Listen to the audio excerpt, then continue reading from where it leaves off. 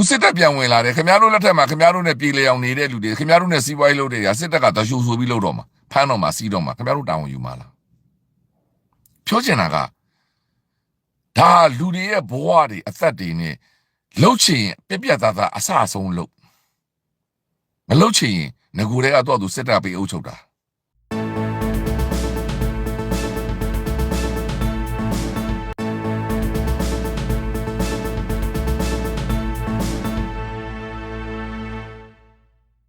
တိုင်းပြည်ကိုမဖြတ်စည်းနဲ့ဒါຫນွေဦးတော်လိုက်ရေးမှာအားလုံးသောသူကိုပြောချင်တာမလှုပ်ချင်လက်နဲ့ချမတိုက်နဲ့တော့စစ်တိုက်တယ်လားမကစားနဲ့ဂျားထဲမှာရှိတဲ့ပြည်သူတွေအယမ်းနာတယ်ဂျားထဲမှာရှိတဲ့ကမ္ဘာလုံးမှာရှိတဲ့ကျွန်တော်တို့တွေအယမ်းနာတယ်စစ်တိုက်တယ်လားမကစားနဲ့ခင်ဗျားတို့အပေးယူလာမလုပ်နဲ့ပြောချင်တာကဘယ်သူမှຫນွေဦးတော်လိုက်ရေးမှာမပါခိုင်းဘူးဘယ်သူမှခင်ဗျားတို့စစ်တပ်ကိုမတိုက်ဘူးငကိုတွေကမတိုက်ချင်ခင်ဗျားတို့စစ်တပ်နဲ့ပေါင်းပြီးစားကျွန်တော်တို့ဘာမှပြင်မပြောဘူးအေးစစ်စစ်နေတဲ့မြို့ရွာကပြည်သူတွေကိုဒုက္ခမပေးနဲ့ဦးစစ်တပ်ကဒုက္ခပေးတာနဲ့ခင်ဗျားတို့ကြောင့်ဘူးဒုက္ခရောက်တာခင်ဗျားတို့ကြောင့်ဘုံလာကျဲတာခင်ဗျားတို့ကြောင့်ဖျက်ဆီးခံရတာခင်ဗျားတို့ကြောင့်တိုက်ပွဲတွေဖြစ်တာခင်ဗျားတို့ကြောင့်ရွာတွေရှောင်ပေးရတာအချိန်တန်ကြရင်ခင်ဗျားတို့အဖုတ်ပတ်ခါပြီးထွက်သွားတယ်ဟိုဘက်မှာလည်းဒီကင်းကြီးပြည်နယ်မှာလည်းအဲ့ဒီပြဿနာတွေဖြစ်နေတယ်ဟာပြည်သူတွေလူကြဟာပြည်သူတွေ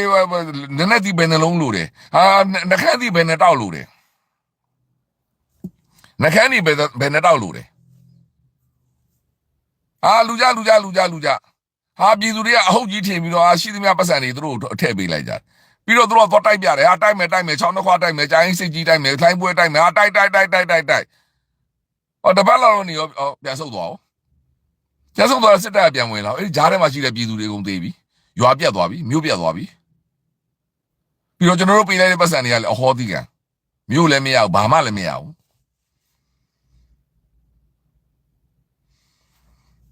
စစ်တပ်နဲ့ကစားနေကြတာ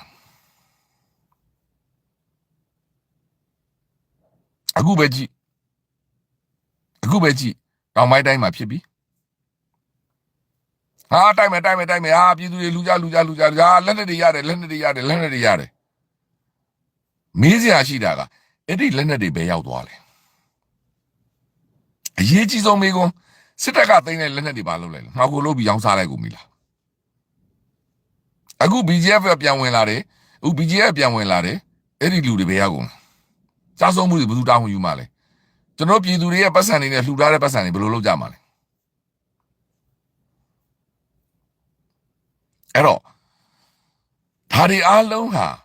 စစ်တပ်တဲ့ကစားသလိုဖြစ်နေပြီအခုကင်းပြင်းနေမှာဖြစ်တဲ့ကိစ္စကို KNU တာဝန်ယူပါလားမေးစရာမေးခွန်းရှိပြီဒီနေ့အေယာဝတီသတင်းဌာနကနေပြီးတော့ဒီ KK ဘက်ကြားဖြတ်နဲ့ပတ်သက်ပြီးဗီဒီယိုဆောင်းပါးတစ်ခုကြည့်လိုက်ရတယ်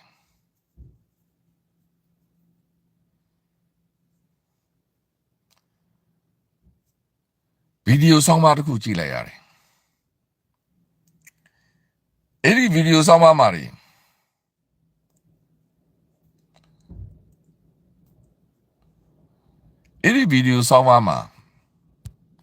ကျွန်တော်ပြောပြီးသားနော်6800စားတွေအခုကဖြစ်စဉ်တစ်ခုကိုပြောနေတာလာပြီးတော့ဟိုစစ်ကောင်စီကနေဝါဒဖြန့်တဲ့ပုံစံနဲ့လာမရေးနဲ့ဦးကျွန်တော် comment ကိုအသေးစိတ်ထိုင်ကြည့်နေတယ်ခနဲ့တယ်လို့ရေးတယ်လို့နဲ့လာပြီးရေးတဲ့ comment အကုန်လုံးကိုဖြတ်မှာအဲ့တော့မနေ့ကတော့ကျွန်တော်ပြောတာဖြစ်နေတယ် comment ကိုအာယုံမဆိုင်ဘူးအခုခနဲ့တယ်လို့ရေးတယ်လို့လာမပြောနဲ့နော်ကျွန်တော်တို့က NUG ပဲလူကြီးမင်းတို့စစ်ကောင်စီကိုမနိုင်အောင်တိုက်မှာအခုကျွန်တော်ပြောနေတာ NUG အကြောင်းပြောတာမဟုတ်ဘူးစစ်တပ်နဲ့ပေါင်းသွားတဲ့တိုင်းရင်းသားတွေအကြောင်းပြောနေတာတိုက်မဲ့လူကတိုက်မှာနိုင်အောင်တိုက်မှာမနိုင်မချင်းတိုက်မှာ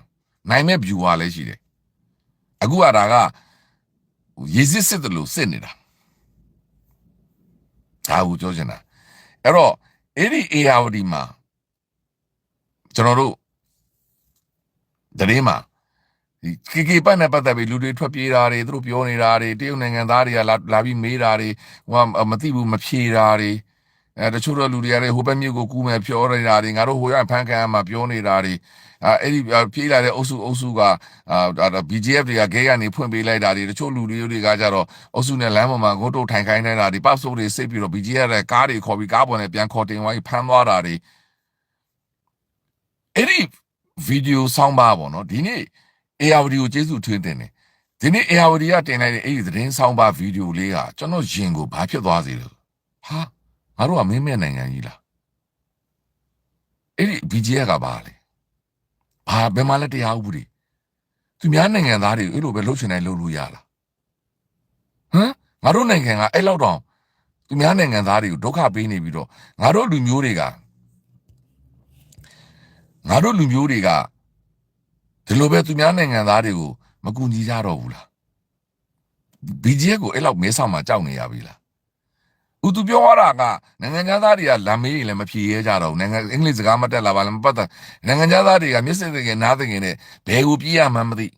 ဟိုဘက်ကိုပဲပြေးရမလို့တချို့ကတော့ဟိုတရားကိုသွားလို့သူတို့ကလည်းမသိသူတို့ကလည်းကြောက်ပြီးတော့ပြေးလာကြမကူလဲမကူညီရဲအဲလမ်းမှာတွေ့တဲ့ခါကျရင် BGF ကပြန်ခေါ်တင်သွား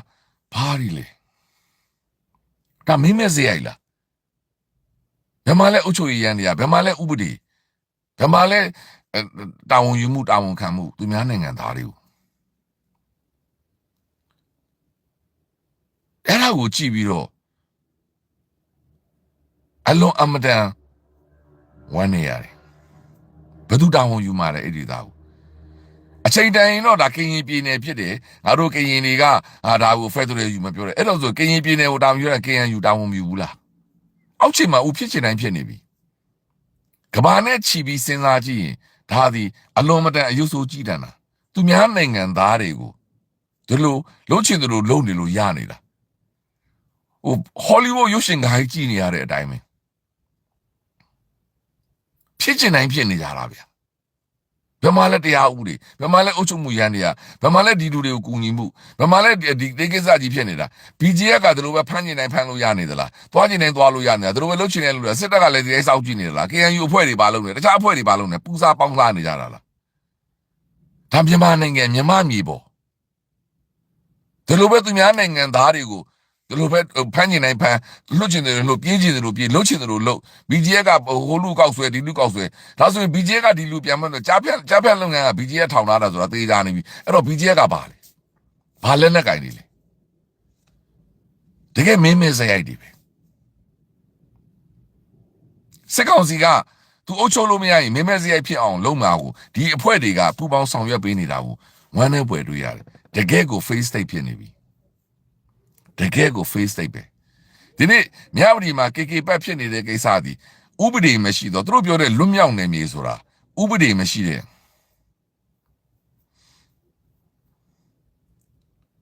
ဥပဒေမဲ့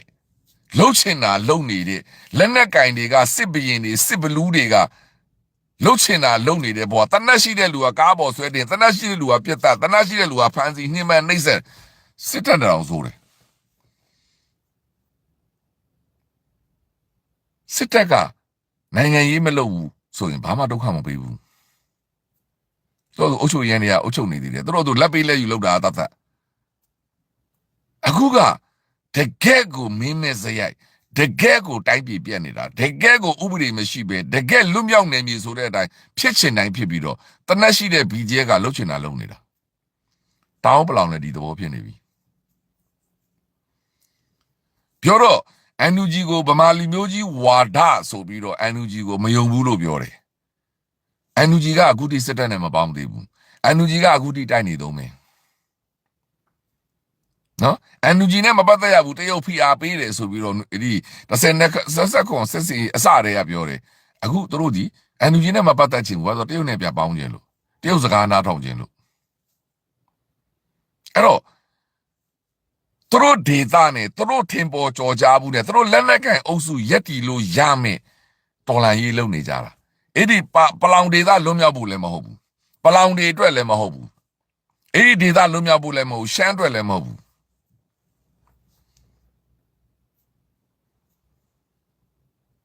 တော့ကျန်တာကဘာလို့တိုက်နေသေးလဲသူသိမ်းကြတဲ့မြို့တွေအကုန်ပြန်ပေးလိုက်တော့ဗျာပြည်သူတွေမြန်မြန်လွတ်မြောက်တာပေါ့ဗျာ စစ်တပ်နဲ့တော့သူပြေးလဲပြန်နေလို့ရတာပေါ့ပလောင်အဖွဲ့ကိုအကြံပေးနေတာဘာဖြစ်လို့တမျိုးပြီးတမျိုးတစွတ်စွတ်လုံးနေအကုန်လုံးပြန်ပေးလိုက်တော့တန်းနိုင်လက်နဲ့ပါချလိုက်တော့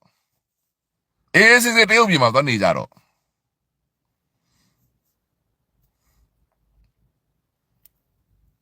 ရှင်းလေဘာကိစ္စလားတစွတ်ဟိုမျိုးပြန်ပေးလိုက်တမျိုးပေးလိုက်လုံးအကုန်ပြန်ပေးလိုက်အဲ့ဒီပလောင်တွေအကုန်လွန်းနဲ့ချလိုက်အကောင်းဆုံးဒီတရုတ်ပြည်မှာသွားပြန်နေလိုက်ဘာမှမြန်မာနိုင်ငံရေးမှာမြန်မာတော်လိုင်းမှာလာမရှုံနေတော့ဘာမှအတိတ်ပဲမရှိဘူးငကိုတွေကအခုလိုစစ်တပ်နဲ့ပြန်ပြီးတော့ဒီညှိနှိုင်းမယ်တရုတ်နဲ့ညှိနှိုင်းမယ်ငကိုတွေကလာမတိုက်နေငကိုတွေကကျွန်တော်တို့ PDF တွေကိုမခေါ်နဲ့ငကိုတွေကဒုက္ခမပေးနဲ့အဲ့ဒီမှာရှိတဲ့ပြည်သူတွေအဲ့ဒီမှာရှိတဲ့ဘဝတွေအားလုံးကိုပလောင်ကဖျက်ဆီးပလိုက်ပြီခဏတုန်းက KB နဲ့တောင်ပိုင်းမှာရှိတဲ့လူတွေဖျက်ဆီးလိုက်ပြီကျွန်တော်ပြောမယ်ကော့ဂရိတ်မြို့ပြတ်သွားပြီကော့ဂရိတ်မြို့မှာရှိတဲ့ပြည်သူတွေပိုင်ဆိုင်မှုတွေအကုန်ဖျက်ဆီးကုန်ပြီဘာရလဲအဲ့ဒီလူတွေအခုဗမာလေဘာရလဲ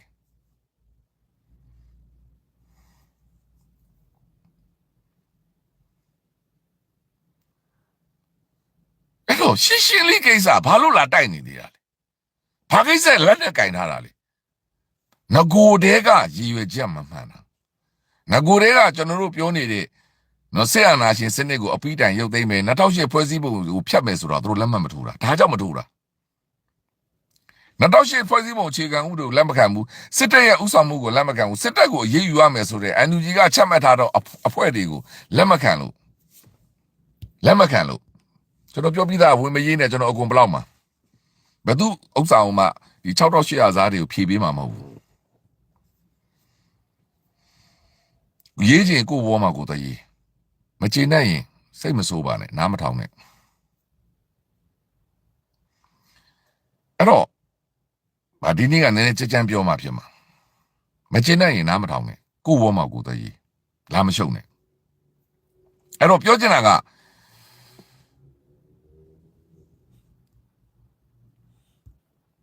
နေတိုးအေဂျင့်မောင်တို့ကိုသိချင်တယ်ဆိုရင်ကိုဘောမှာကိုတရေးမဆိုင်အခုကျွန်တော်ပြောနေတဲ့အကြောင်းအရာနဲ့ဘာမှမဆိုင်ဘူးအဲ့တော့ပြောချင်တာက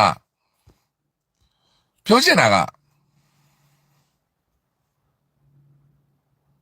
ျွန်တော်တို့ဒီငွေဦးတော်လိုင်းရေးလုပ်နေတာကျွန်တော်တို့မှာအဲ့လိုညွှန်ရေးပတ်သက်တာတွေလည်းမရေးပါနဲ့နော်ငါတို့ဗမာတွေကတိုင်းရင်းသားတွေအဲ့ဒါတွေလည်းမရေးနဲ့အခုကတိုင်းရင်းသားအားလုံးမဟုတ်ဘူးပလောင်ပဲကျွန်တော်ပြောနေတာအခုလေမြဝတီမှာဖြစ်နေတဲ့ကိစ္စ BGF ပဲဖြစ်နေတာနောက်တိုက်နေကြတဲ့အုပ်စုတွေပဲကရင်အားလုံးကိုစားမပြုဘူးအခုကျွန်တော်တကြောက်ပြောနေတာလေအဲ့ဒီတောင်ပလောင်လက်နက်ကင်တွေကတောင်ပြည်သူတွေရဲ့သဘောထားစံတာကိုမေးသလားလို့တကြောက်ကျွန်တော်ထည့်မေးနေတာအကုန်လုံးရမ်းပြီးတော့လူမျိုးရေးပဋိပက္ခတွေမဟုတ်ကစကားတွေလာမရေးပါနဲ့ဒါကျွန်တော်လူမျိုးရေးလုပ်နေတာမဟုတ်ဘူးကျွန်တော်တို့ဒီလက်နက်ကင်စစ်ဘလူးတွေကိုတက်မေးနေတာဘယ်သူစံသားနဲ့တရုတ်နဲ့သွားညှိတာလေဘယ်သူစံသားနဲ့အဲ့ဒါကိုပြန်ပေးဖို့ဆုံးဖြတ်တာလေအဲ့လိုပြန်စီဖို့ဆုံးဖြတ်အတွက်အနစ်နာခံထားရတဲ့မြို့တွေရွာတွေပြတ်တာတဲ့တိုင်းသားတွေရဲ့သဘောထားအဲ့ဒီရွာကန်မြို့ကန်တွေရဲ့သဘောထားကိုမေးသလား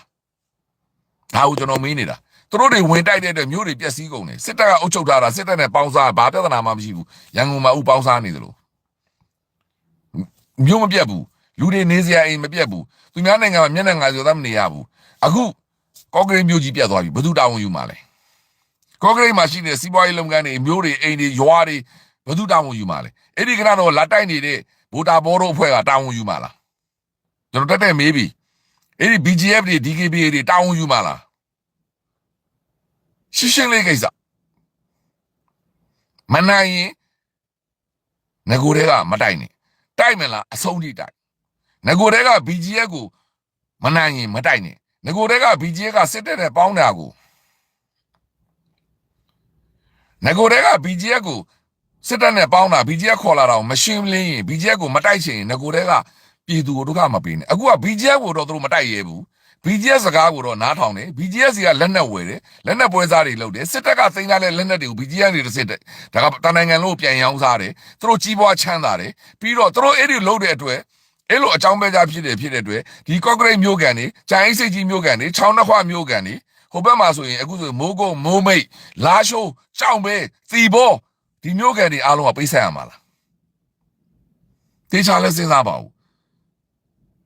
ကျွန်တော်တို့ရည်ရွယ်ချက်ကနေဦးတော်လိုင်းရေးလုပ်တဲ့စစ်တပ်ကိုကျွန်တော်တို့အပီးတိုင်းဖျက်သိမ်းမယ်2008ဖွဲ့စည်းတာကိုလက်မခံဘူးအပြည့်ရှင်းရှင်းလေးအဲ့တော့အပြည့်ရှင်းရှင်းလေးစစ်ကစားနေကြတယ်စစ်ဘလူးဖြစ်နေကြတယ်NUG ကပြတ်သလားမမင်းနဲ့ဟမ်သူတို့တိုက်ခိုက်တယ် NUG ကိုမယုံကြည်ဘူးပြောတယ် NUG ကဘာဖြစ်တယ်ပြောတယ်ဗမာတွေကမယုံကြည်ရဘူးပြောတယ်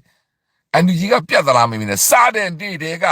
2008ဖွဲ့စည်းပုံအခြေခံဥပဒေကိုလက်မခံဘူးစစ်တပ်ကိုအကြမ်းဖက်ဖွဲ့စည်းဖို့ကြေညာတယ်အကြမ်းဖက်ဖွဲ့စည်းဖို့ကြေညာထားပြီးကိုတိုင်သန်းနဲ့တိုက်နေတဲ့စစ်တပ်ကိုတရုတ်နိုင်ငံမှာပွားပြီးဘာတွေးစရာလို့လဲဘာလက်မှတ်ထိုးစရာလို့လဲဘာအပြစ်ခဲ့ရစေသမှထိုးစရာလို့လဲအဲ့ဒါသစ္စာဖောက်တာပဲ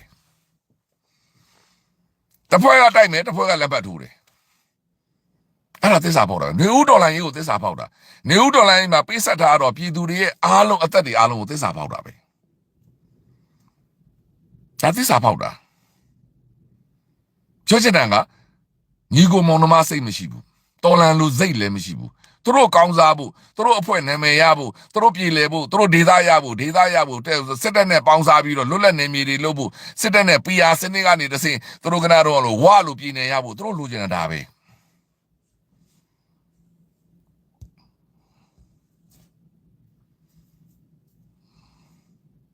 ဒါသစ္စာဖောက်တာတော်လန်ပြည်သူအားလုံးကိုသစ္စာဖောက်တာကျွန်တော်တို့ NUG ဆိုတဲ့မြန်မာဒီတော်လန်ရေးသမားတွေကစစ်တပ်နဲ့ခွဲမြင်ရမှာသူတို့တိုင်းသားဒေသတွေကိုလာနှိပ်စက်နေတာကပြည်မကတော်လိုင်းသမားတွေမဟုတ်ဘူးပြည်မကတောင်းသားတွေမဟုတ်ဘူးပြည်မကဒီမိုကရေစီတက်ကြွတယ်လို့မဟုတ်ဘူးစစ်တပ်ကလုပ်တာဒီစစ်ဗိုလ်ချုပ်တွေလုပ်တာအဲ့တော့အဲ့ဒီစစ်ဗိုလ်ချုပ်တွေလှုပ်လို့အဲ့ဒီចောင်းသားတွေကသူတို့ဘဝတွေအပြတ်ခံပြီးထောင်အကြခံပြီးတောက်လျှောက်ဒီစစ်တပ်ကိုတိုက်နေကြတာအဲ့ဒီတိုက်တဲ့လူတွေကဦးလက်နဲ့ကင်တဲ့ချိန်မှာဒီအဖွဲ့ကိုမယုံရဘူးဆိုပြီးတော့သူတို့ကိုတကယ်တမ်းဒုက္ခပေးနေစစ်တပ်နဲ့သွားပြီးလက်ဆွဲနှုတ်ဆက်တယ်စစ်တပ်နဲ့သစပွဲဝိုင်းနဲ့တတ်ထိုင်နေ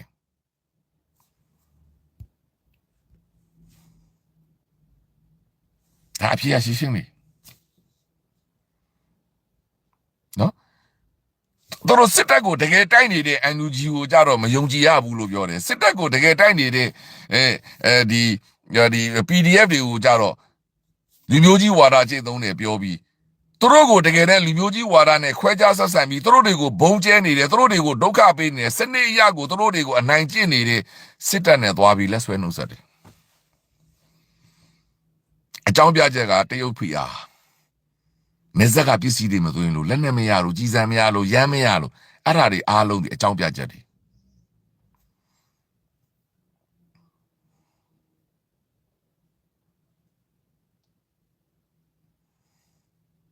အကြောင်းပြချက်တွေ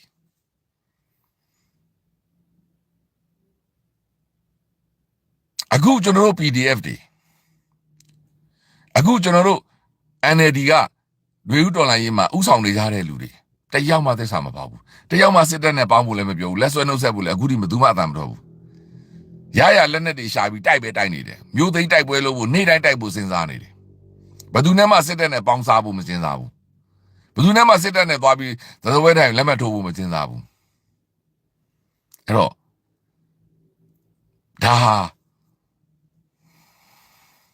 ဒါအလွန်အမတန်ရှင်းလင်းပြတ်သားသော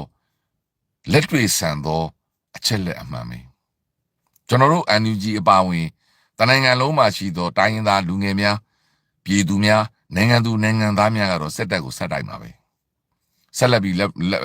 စစ်တပ်ကိုရရလက်နက်တွေဆွဲကင်ပြီးတိုက်မှာပဲငကိုတဲကလည်းတူမှုတင်နဲ့စားခဲ့တာငကိုရတဲ့လောက်လေးကနဲ့စားခဲ့တာတိုက်မှာပဲပြောချင်တာကလက်နက်မှာခိုးလုပ်တယ်လက်နက်ပွဲစားတွေလုပ်တယ်ကြီးစံတွေရောင်းတယ်လက်နက်တွေရောင်းတယ်သူတို့ပဲကြီးပွားချမ်းသာပြီးကျွန်တော်တို့